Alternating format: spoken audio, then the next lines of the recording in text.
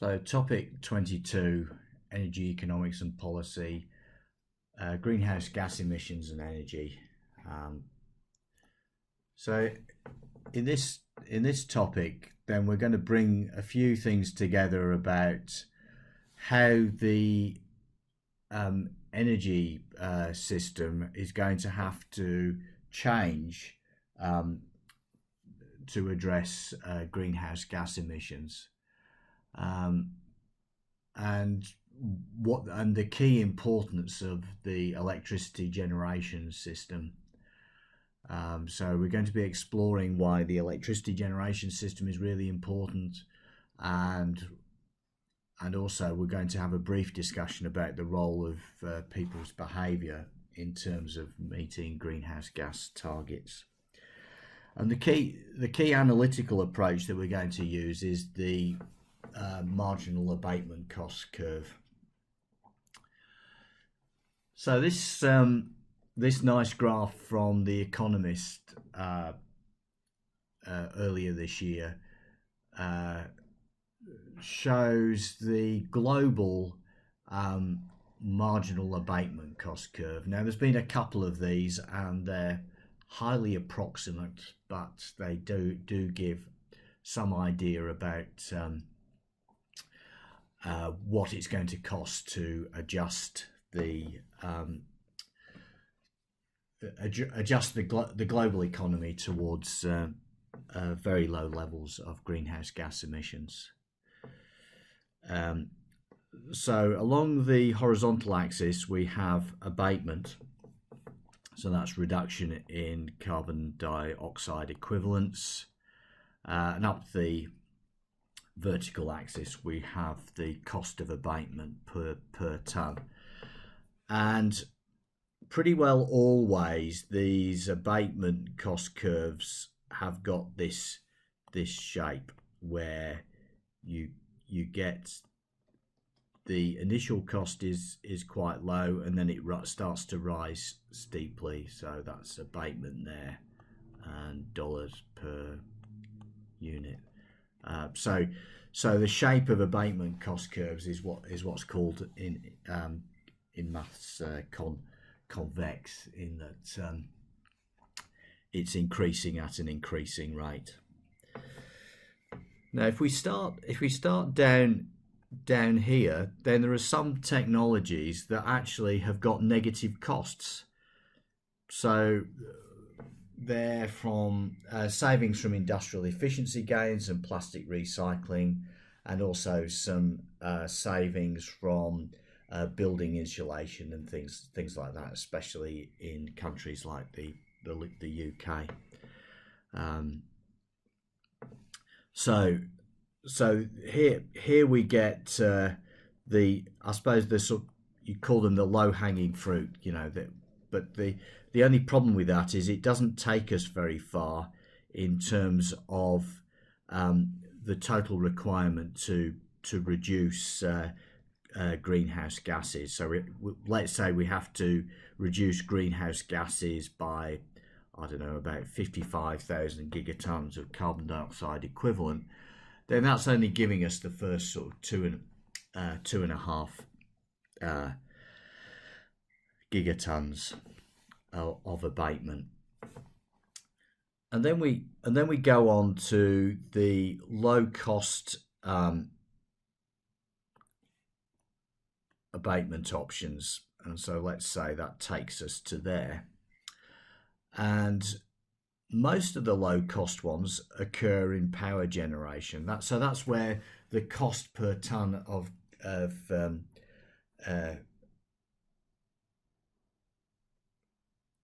cost per tonne of greenhouse gas abatement is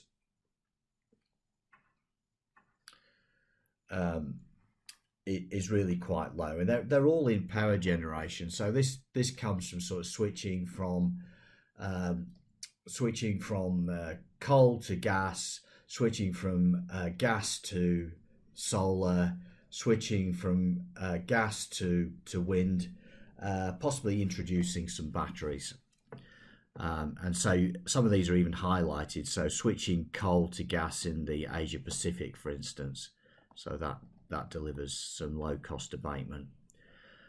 And then we carry on over to the right, and we're then into abatement from industry and from transport, and that's where things start to get more expensive. So that's where you have this sharp increase in the marginal abatement cost. So these are the changes that will only come in if you have a very high carbon price.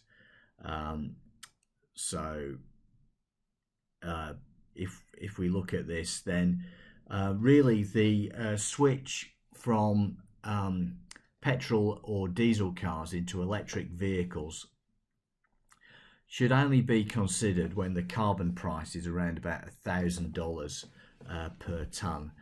And to put that into context, the current carbon price in Australia is around about $15 a tonne.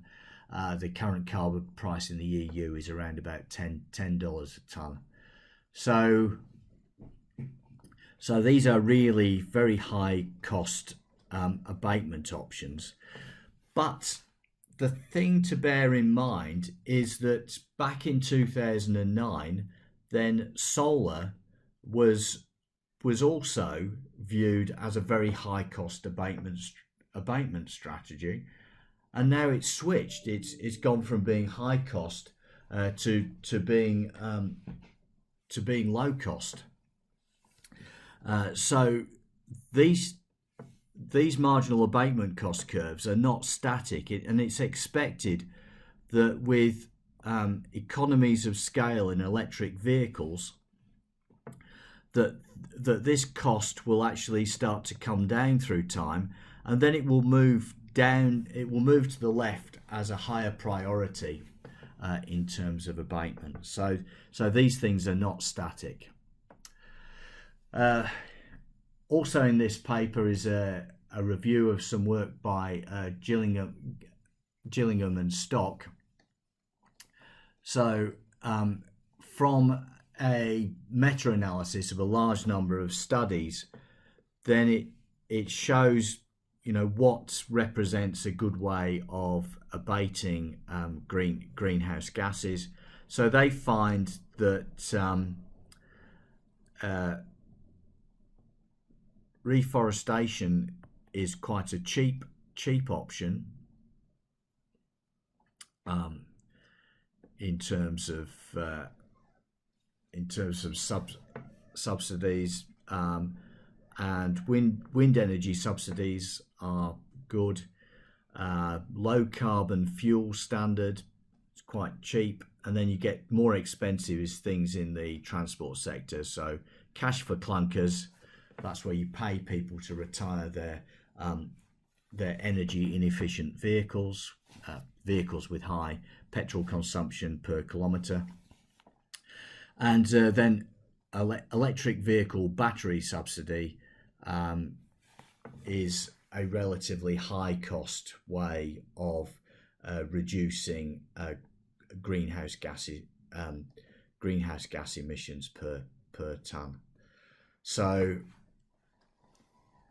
this is another illustration of what the costs are in various sectors of reducing greenhouse gases, and we should focus on trying to find the least cost solutions initially, because greenhouse gas abatement is perfectly substitutable around the world. So we should find the absolutely cheapest way of doing it, and then that buys time for these more expensive technologies to become cheaper.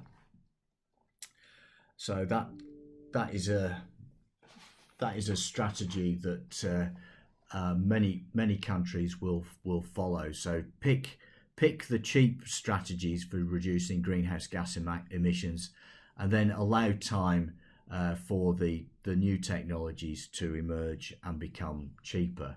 but you have to reinforce that with a carbon price. Otherwise, you won't get firms and you won't get households changing behaviour. And then just in this last graph, so this comes from Goldman Sachs, and what this emphasises is the importance of electricity generation and the evolution of the electricity system, because a lot of the new technologies depend on electricity. So we're switching from petrol cars to electric cars, switching from gas heaters to electric heaters. That's only going to work if electricity generation is decarbonised. So you can see that the low cost options down here are solar, and then moving over to the right we've got wind power, and then slightly more expensive we've got wind plus battery, and then we've got offshore wind plus battery, and then offshore wind plus hydrogen, and so then that feeds into the carbon abatement cost curve, and all these orange technologies are the ones that rely on there being renewable electricity, basically electricity power from renewable sources. So it features down here, and then there's some more expensive options here, and then these are the more expensive options that relate to switching cars to electric cars. Now, probably the big one that's in the news at the moment is hydrogen. So Twiggy Forrest in the news last night said that he's investing in a big hydrogen solar to hydrogen plant in Queensland. At the moment, that technology is quite expensive, but it's expected that it's going to become cheaper as we have economies of scale. So this abatement cost curve is going to change quite rapidly over the next 10 to 20 years. Batteries are going to become cheaper, and probably hydrogen storage is going to become cheaper. And I suppose the last thing to comment on is that a lot of these changes actually depend on people's behaviour, and this is a point that has been made by Eleanor Ostrom. That people are actually prepared to decarbonise their consumption and buy expensive Teslas and put solar panels and solar hot water onto their houses, even if they don't get a return. So a return on their investment that is equivalent to putting money in the bank. So consumers are actually prepared to pay money to be greener, and so there's a whole range of things that people could do to actually reduce their greenhouse gas emissions. And so therefore some of this change actually comes down to people's behaviour. So solar electric, solar hot water, electric cars, insulation, double glazing, becoming vegetarian are all options that can be pursued by individuals if they feel inclined to make that decision. But it's quite hard to get people to change their behaviour. So that's the other thing that has to change if we're going to reduce greenhouse gas emissions significantly over the next 30 years. So just to recap, global abatement cost curve, low cost, negative cost technologies are mainly in energy saving, in lighting and heating. Technology is developing rapidly in the power sector, also in the transport sector, but at very high cost, too expensive for most households. Long-term switch from using fossil fuels for heating to electricity, so that's particularly important in Northern Europe, where most space heating is due to is gas, so that has to switch to electricity. Very costly to abate the last 20 to 30% of carbon, as there's no known technologies at an adequate scale. So it's things like steel production, cement production, which are big emitters of greenhouse gases, but we don't have any alternate technologies to reduce the greenhouse gas emissions. And then a review question: why should abatement be broadly based across the energy sector? And why is low carbon electricity so important for greenhouse gas abatement?